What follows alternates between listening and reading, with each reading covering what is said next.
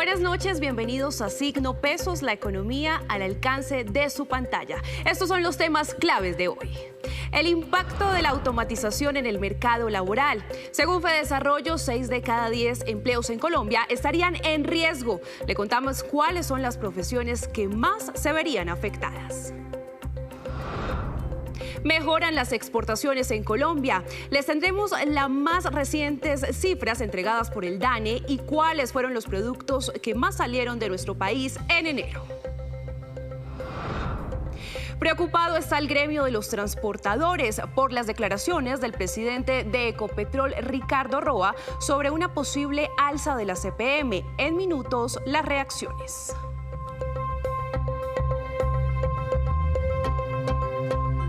Comenzamos esta emisión de Signo Pesos hablando del riesgo de la automatización en el mercado laboral. Según un informe de Fedesarrollo, 6 de cada 10 empleos en Colombia estarían en riesgo por esta automatización.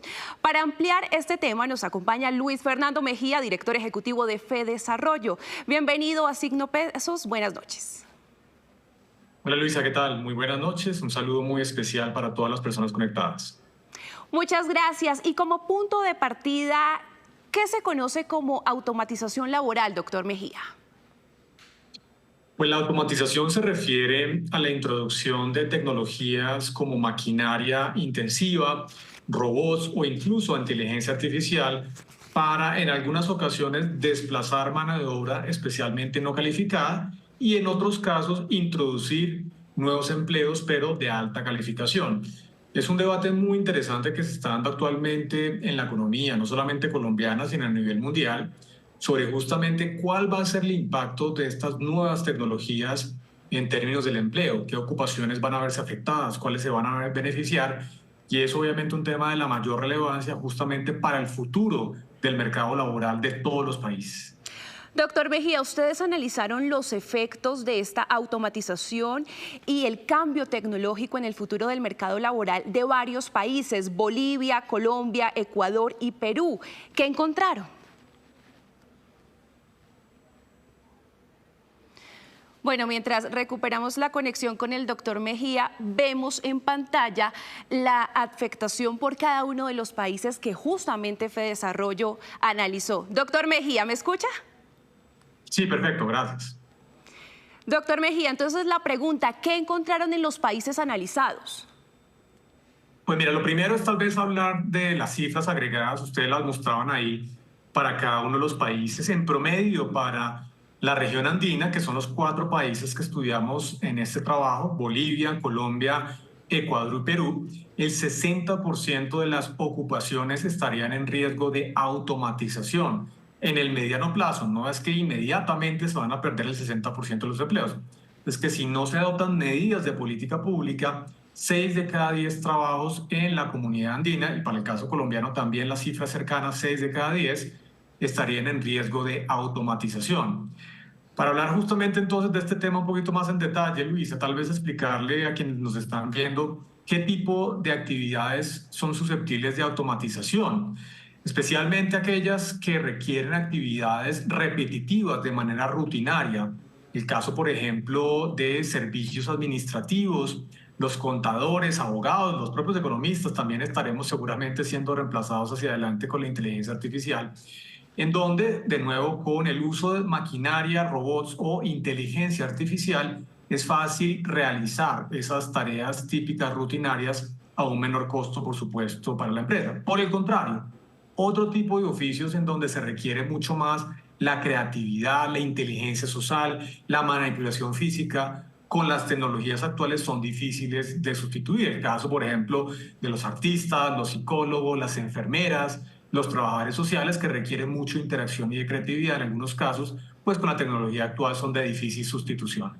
Doctor Mejía, usted lo mencionaba, estas ocupaciones en riesgo de automatización, 18% servicios, 17% comercio y ventas, 16% agricultura, 8% tareas administrativas. Ahora cuéntenos, ¿cuáles serían esas ocupaciones que se verían menos impactadas?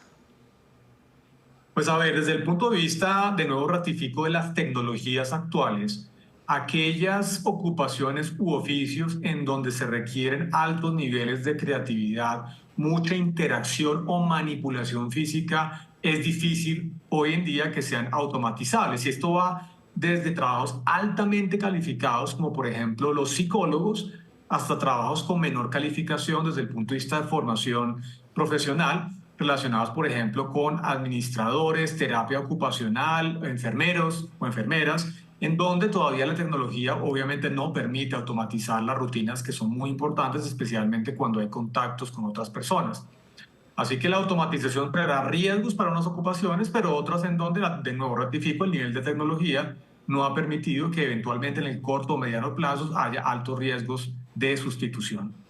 Doctor Mejía, ahora hablemos de qué hacer para mitigar ese impacto de la automatización en el mercado laboral. Claro que sí, por supuesto. Lo primero, ratificar el mensaje. Esto no es un mensaje apocalíptico de que se van a destruir 60% de los empleos.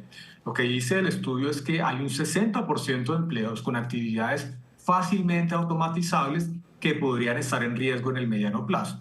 Y por eso el mensaje final de este documento tiene que ver con las recomendaciones de política pública, es decir, qué hay que hacer desde ya para evitar justamente que tengamos estos problemas que se materialicen eventualmente en problemas de acceso al mercado laboral para una gran cantidad de personas. Lo primero tiene que ver con el componente educativo. Naturalmente hay que pensar en políticas públicas que le den un revolcón total al sistema educacional, que permita fortalecer la pertinencia y la calidad de la educación que le estamos hoy en día a nuestros jóvenes. Las habilidades que se van a requerir en las próximas décadas son distintas de las que se requieren hoy. Habilidades relacionadas, por ejemplo, como la programación, el uso de la inteligencia artificial, el análisis de datos. Son cosas fundamentales que deben ser fortalecidas desde ya en ese revolcón justamente al sistema educativo. Y el otro componente tiene que ver con políticas activas laborales, de reentrenamiento para aquellas personas que ya fueron formadas, pero que infortunadamente no tienen las habilidades requeridas para poderse desempeñar en un mercado laboral mucho más sofisticado.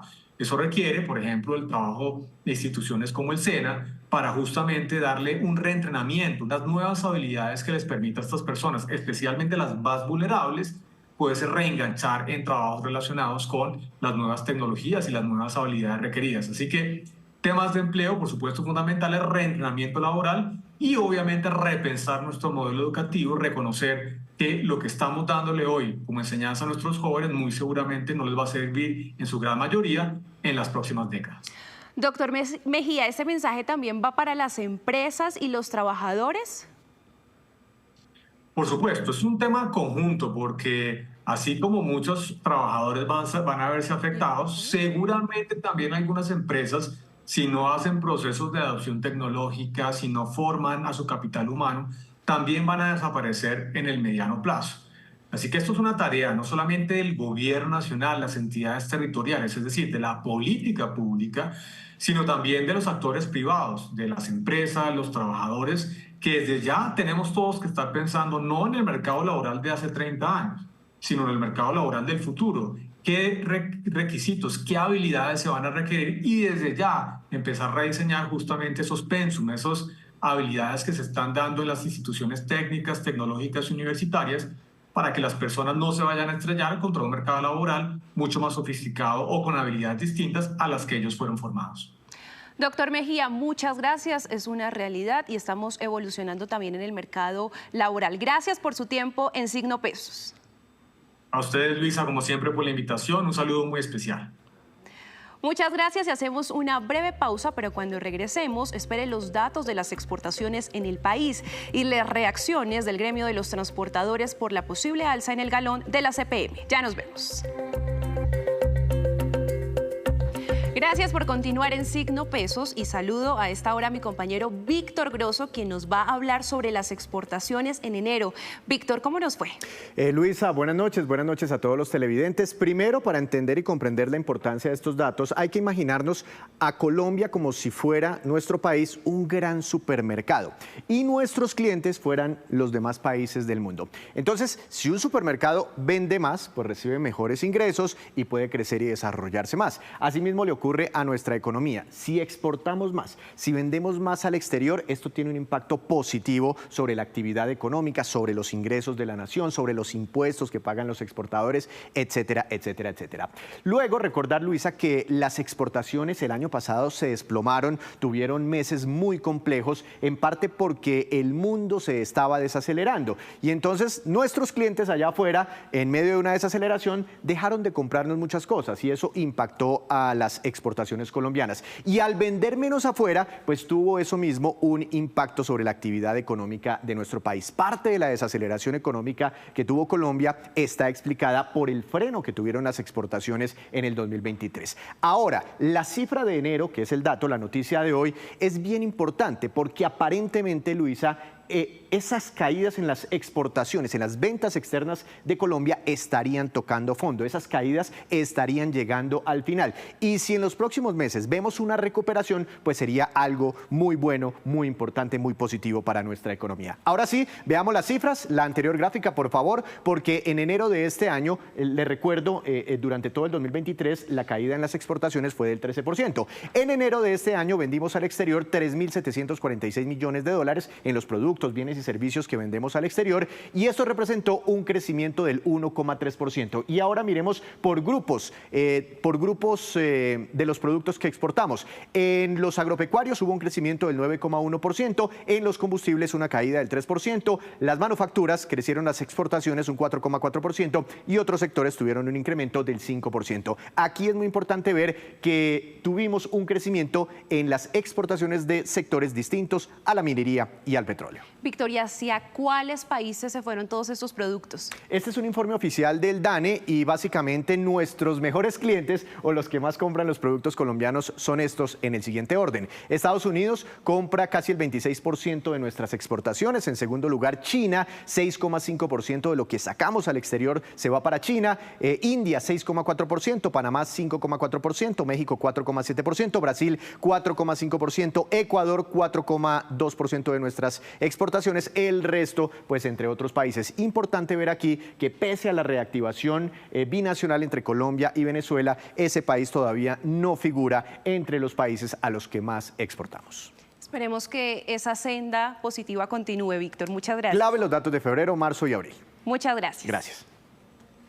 Y el presidente de Ecopetrol, Ricardo Roa, reveló en Noticias Caracol que podría haber una alza entre 2.000 y 3.000 pesos en el galón de ACPM, lo que generó preocupación en el sector transportador. También consultamos a algunos analistas sobre el impacto que esto podría tener. Escuchemos algunas voces al respecto. Pues hablando de 3.000 pesos, pues ya tendríamos que hablar casi de 6 millones de pesos mensuales, en donde el sobrecosto va a subir tanto que nuestra operación no va a ser rentable y mucho menos viable al subir todo este valor, y si no lo podemos trasladar al cliente final, que es el mismo generador de carga, pues tenemos que parar nuestros vehículos, nuestro negocio no va a ser viable por ningún lado. La economía privada del país se encuentra técnicamente en recesión y que los principales generadores de carga en Colombia están abiertamente en recesión. Los ajustes al precio del diésel tienen que usarse como un instrumento para ampliar la base económica, no para restringirla, como ha sido hasta el momento. El gobierno ha usado los precios de los combustibles como un instrumento para restringir la economía y no para amplificarla. Claramente sabemos que es un tema delicado. Aumentar el precio del diésel podría reducir los márgenes del sector de transporte y por tanto pues seguramente como parte de la negociación habrá una discusión de tarifas y fletes, pero es importante que en la medida que la inflación en Colombia continúe en descenso, pues se vaya removiendo este subsidio que, repito, no debería estar presente en la economía colombiana.